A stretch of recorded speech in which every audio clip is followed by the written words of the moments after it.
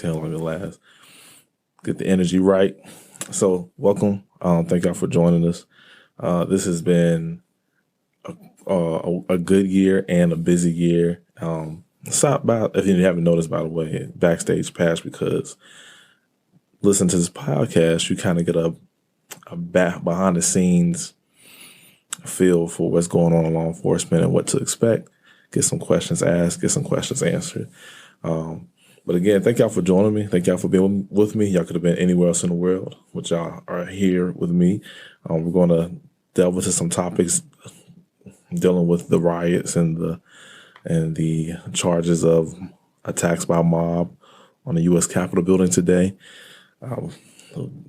We all are probably shocked and have questions and are looking forward to the next steps in unifying and healing in our country. But that, of course, comes after the accountability that needs to be had. And shout out to my brothers in blue for fighting the good fight, holding it down, literally fighting with your hands, with your weapons, with your items on your duty belt, with your voice, with your sound tactics, even though you were undermanned and underprepared and overwhelmed, and what hindsight, and what intel, according to news, has provided and said that was going to happen. We knew this event was going to happen. We knew they were going to attempt to besiege the U.S. Capitol building in an attempt to stop the certification votes from happening. But I don't want to focus too much on the politics of it as much as I want to focus on the law enforcement aspect of it. So, again, thank y'all for joining me. Make sure you like the page and subscribe to the YouTube page and follow the Instagram handle and the Twitter. Share it, and help us help you. If you have any ideas or anything you want to talk about, let me know. I'll be more than happy to put that out there so that way you can have a better perspective on law enforcement. If some of my law enforcement buddies have questions, let me know and we can bring them to the table as well. I'll have you on the show. I don't mind. You know what I mean? So let's get this party rolling. Some guys started getting a hold of my gun and they were screaming out, kill him with his own gun. At that point, it was just like self-preservation. How do I survive this situation? And I thought about, using deadly force. I thought about shooting people. And then I just came to the conclusion that, if I was to do that, I might get a few, but I'm not going to take everybody, and they'll probably take my gun away from me, and that would definitely give them the justification that they were looking for to kill me if they already didn't have made that up in their minds. So the other option I thought of was, try to appeal to somebody's humanity. And I just remember yelling out that I have kids, and it seemed to work. Some people in the crowd started to encircle me and try to offer me some level of protection. A lot of people have asked me, my thoughts on the individuals in the crowd that, that helped me or try to offer some assistance. And I think kind of the conclusion I've come to is like, thank you, but you for being there. Wow.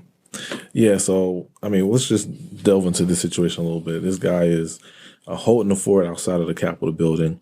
He is using less lethal means of defending himself and defending the building from the intruders, the rioters. They pull him out. They drag him down the steps. They're hitting him. They're beating him. People are yelling out, kill him with his own gun, shoot him with his own gun. That is the epitome of your worst nightmare. So the reason why I want to bring that up is most people understand the significance and the finality of that moment. But what I want to point out is what would have been different if they'd have been prepared. Like how would that have actually went? we've all seen how they responded when the news of the Black Lives Matter protest was. When I say they, the law enforcement professionals of the U.S. Capitol and everybody involved up in D.C., how they prepared for the Black Lives Matter march because they were concerned about the threats. Well, they had warnings about this riot that was going to occur, but they did not take the appropriate steps. Most likely because implicit bias will tell us that we don't perceive people that we relate to as much of a threat. Or you can say that there's some type of inside job. There's more investigation to be had. We'll find out when we find out. But what I will say is that in that situation, you just can't pull out your gun and start shooting at people. I mean, you need to have a line in front of you that's protecting you. You need to have a line that's behind that line that is there to grab people and take them into custody. You need to have a group of people that's going to be able to take into custody multiple people and direct them back to a transport or a holding cell where they then can be arraigned by another group of people and booked and charged appropriately. And all you have is U.S. Capitol Police asking for help from D.C. Metro, who don't even have jurisdiction on that property. I'm sure there's some type of mutual aid agreement where, if a D.C. Metro officer needs to testify, needs to charge someone, he will write a witness statement, and then that Capitol Police officer in front of a federal judge will sign off on a criminal complaint. And that DC Metro officer would pretty much be like a citizen, a regular citizen, but a professional expert in the field of law enforcement. And the Capitol Police officer will be someone who is taking a report in a sense. So it can happen. You can take out the charges. But they were wholly unprepared.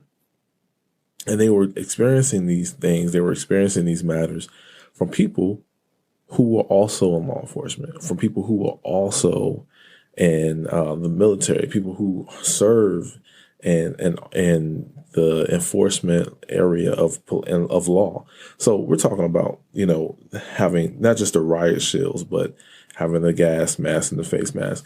And he was right. If he would have used that gun, he would have gave them reason to shoot him, which they really didn't. They really weren't searching for a need to kill someone. They were just looking for a reason. And that was crazy. Now, this is the story of the guy that was caught between the mob and the police officers holding the riot shields. Trapping and crushing D.C. Metro police officer Daniel Hodges by a door.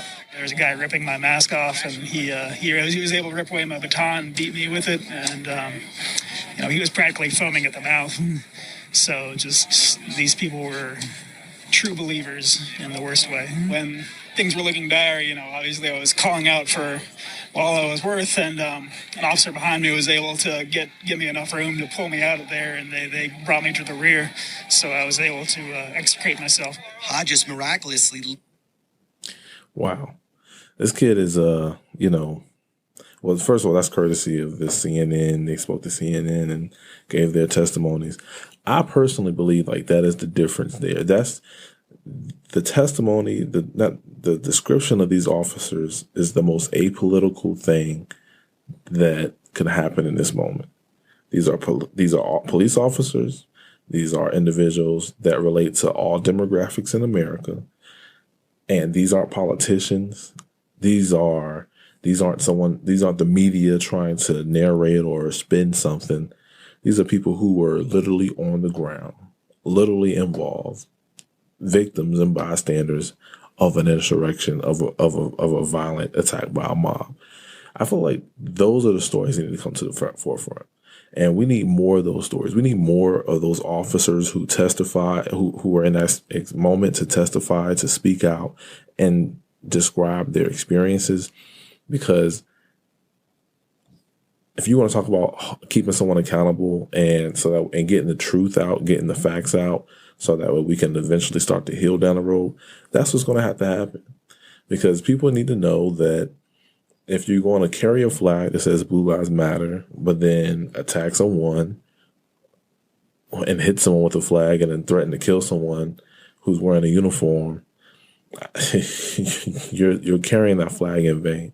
You don't support police officers, and I don't even use the phrase "Blue Lives Matter" honestly. But the fact of the matter is that if you claim to support police officers and law enforcement in the law enforcement community, then or the sheriff, deputies, or anybody in corrections officers or whatever, you cannot hit somebody with a flag. That's just crazy.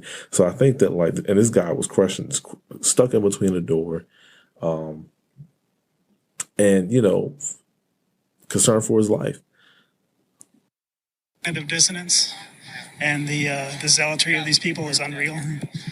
They were waving the thin blue line flag and telling us, we're not your enemies while they were attacking us and, kill one of us. Some of them felt like we would be some of them felt like we would be fast friends because so many of them have been vocal or at least virtue signaling their support for the police over the past year.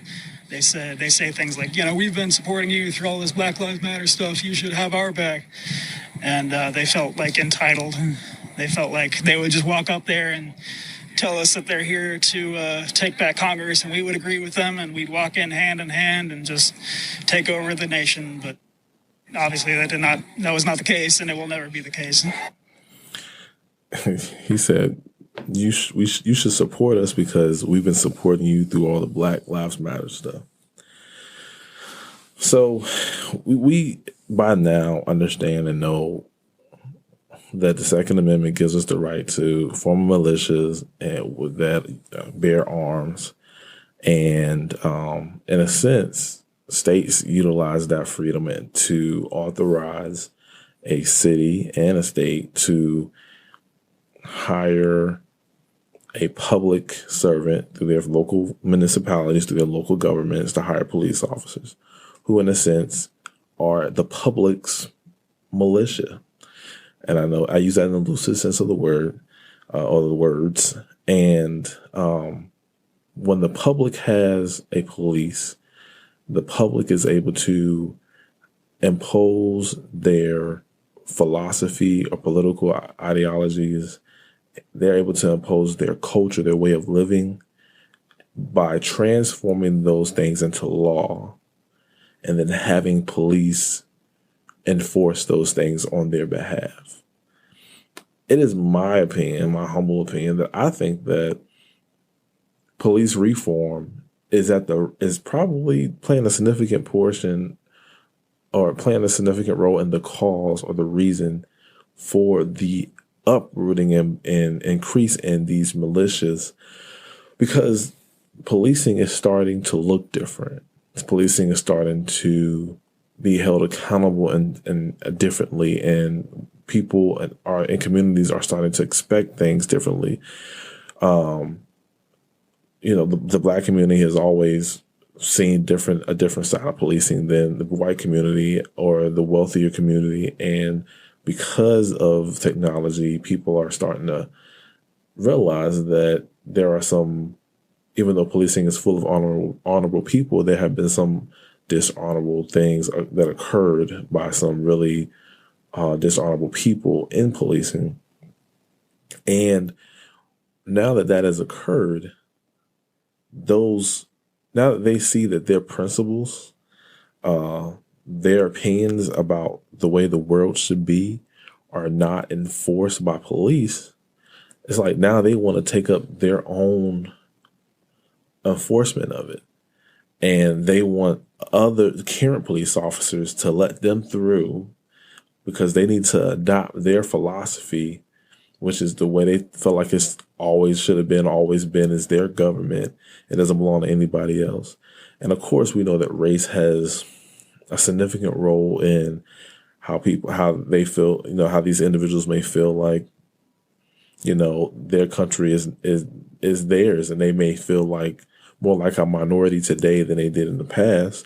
And therefore they feel like they need to fight to take this government back, which is not new to U.S. history. We've always fought for control of our government.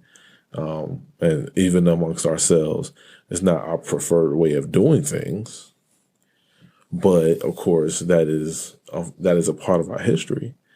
And I feel like the reason why these militia groups have been brought about is because now that policing is focusing more on being fair, focusing more on being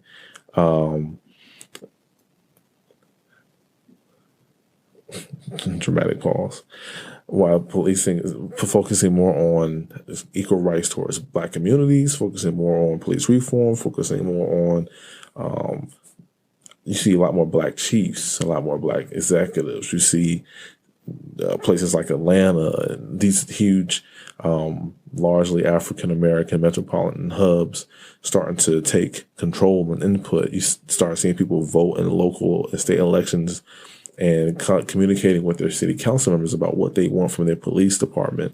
You see southern states that typically are able to root out minority voting or overrule it, struggling to do that. So now there's this way of life being lost.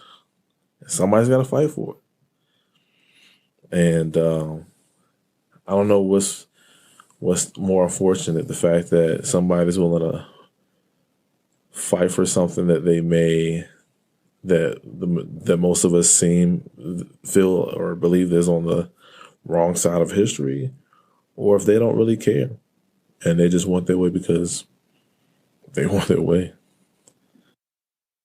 All right, so let's just transition a little bit. So I wanted to start off with that article because I feel like with that video audio, because it just sounded really good and it just gives a perspective. But I want to bring up a BuzzFeed article, excuse me. 2 Black police officers describe the racist attacks they face as they protected the Capitol building. Now, if the first segment, the first 2 officers that you heard were white males, and they were just met by CNN. Now, these 2 Black officers described that the morning of the incident, they were told by their upper management that it was just any other regular protest. I don't know. And I say regular because not out of disrespect, but at a regular as in like nonviolent. So they thought it might have been a regular, pro-life, pro-choice, or, PETA kind of thing, and just stand by and be ready. But this officer got a text message from his friend at 9 a.m. in the morning that told him that Proud Boys said that they're coming to breach the Capitol. Meanwhile, the upper management is not even there that day.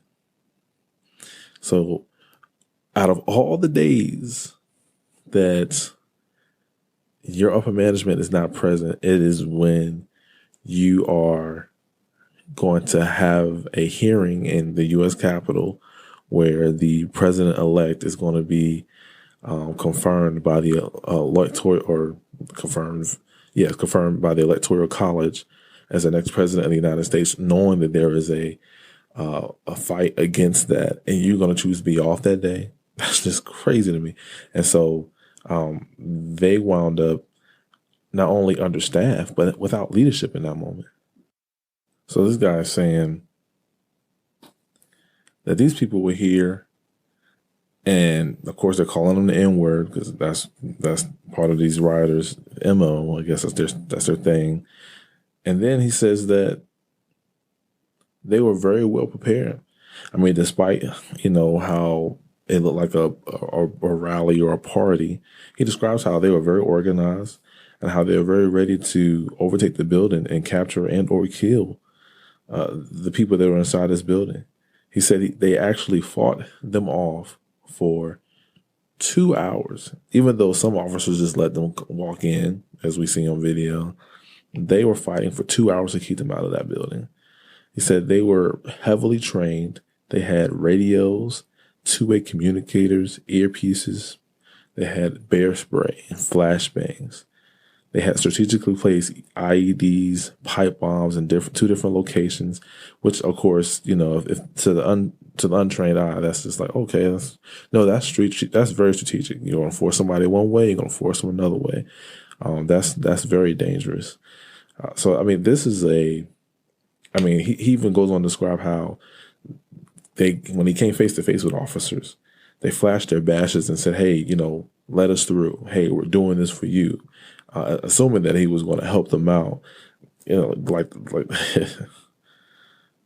it's a really good article. So if you guys have an opportunity to read it, I mean, it goes on to say how when they got back going with the electoral vote confirmation, he just broke down crying in the rotunda, frustrated, feeling like the group was just a racist mob of terrorists. And he goes on to say that he felt like that his colleagues who were taking selfies and letting people in, or even the ones who were fighting against the mob, were the same ones who voted for the person who incited the insurrection, which is what that person is impeached for. So it's law enforcement is predominantly white male profession, and I don't know if that'll change, but I do know that there has been an increase in minorities in policing for the sake of wanting wanting to make their communities better, make their communities feel like we're there to be guardians of the community, and not so much vigilantes and John Waynes of the community. And so that's admirable. We want that. We want people to sign up for that. And I think what you see is that the political divide makes its way into departments, and so there is this thing there where you're better off not talking about politics because you don't know what's going to offend somebody. But at the same time, how do you work with someone who may support the idea, the culture, the philosophy that may be against your own well-being?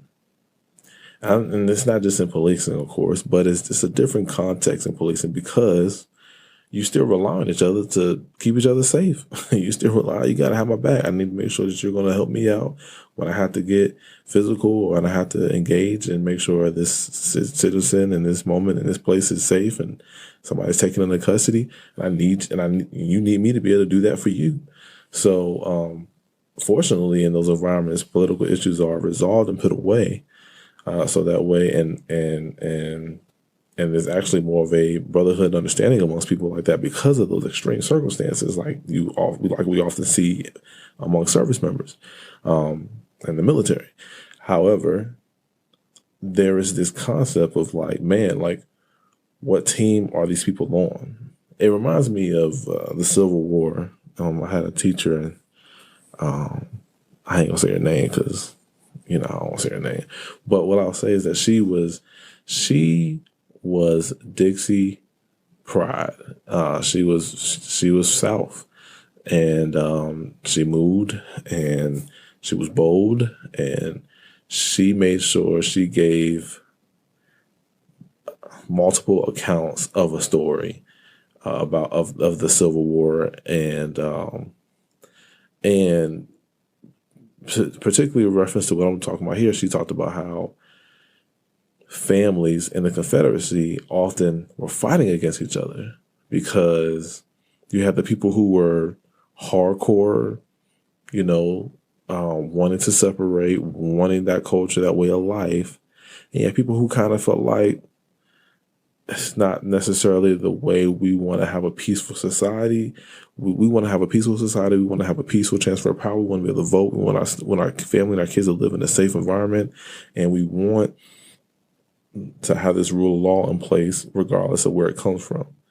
And so these guys their cousins who maybe like just like today's time, they may believe that, this election was rigged or something. But they may not they may be in the same political party, but they may just be on two opposite spectrums of that party, where those people end up warring against each other and killing each other, brothers, family, sisters. And that's what it sounds like today. And so it's like, and officers that I know, sheriff deputies that I know, are also in that same situation where they are still part of a particular party, but they don't believe it as much as maybe their cousin does or their relative does. and they don't want to be seen as violent and irrational, as criminal and nefarious as their cousin is. But they do have some political leanings that relate to their cousin outside of their familiar relationship. So long story short is that policing is this microcosm of all these ideals together, where people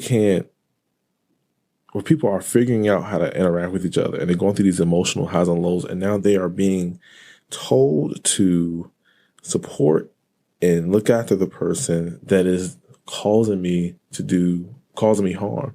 And it's one thing when you're in your own part of the precinct and I'm in my own part of the precinct and it's just whatever. It's another thing when I'm getting punched in the face. You know what I mean? And so I can only imagine the psychological, issues. And not just imagine, we've did a podcast on it with Dr. Marlena Webster. So check us out. That talks about the mental health aspects on the Black community and on police officers who struggle in these moments. So,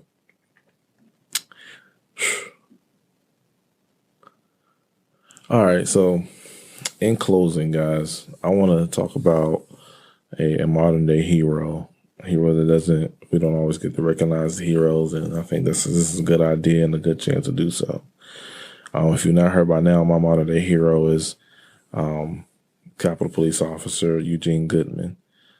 Eugene is the individual that many of us saw the day of, who's had his hand on his gun initially, and then put out his baton, and then walked away and ran up the stairs, and then turned again and then ran up the stairs again, while you could see him on his radio calling for help. And it turns again. He finally gets in the hallway where he gets to more backup, and Eugene is Officer Goodman, because I don't really know him. Officer Goodman he's in that moment.